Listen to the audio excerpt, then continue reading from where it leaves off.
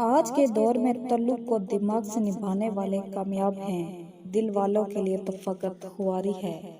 مرد کے لیے عورت ہمیشہ آپشن ہوتی ہے، ایک سے زیادہ آپشن یہ نہیں وہ صحیح، اور عورت اسی مرد کے لیے اپنا سب کچھ وارنے کو تیار رہتی ہے جو اسے آپشن سمجھتا ہو۔ مرد کی بس پیدا ہونے کی ہی خوشی ہوتی ہے، اس کے بعد وہ مرتے دم تک اپنی زندگی عورت کی خدمت میں گزار دیتا ہے، پھر وہ عورت چاہے ماں کے روپ میں ہو، بہن یا بیوی کے روپ میں۔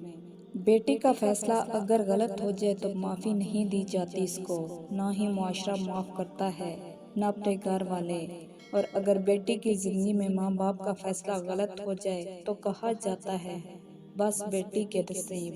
یہ بھی تو ممکن ہے تم جس سے محبت کرو وہ تمہاری فیلنگز ہی نہ سمجھے، اور پھر یہ بھی تو ممکن ہے کوئی تمہاری مسکراہٹوں پر مرتا ہو اور تمہیں خبر ہی نہ ہو۔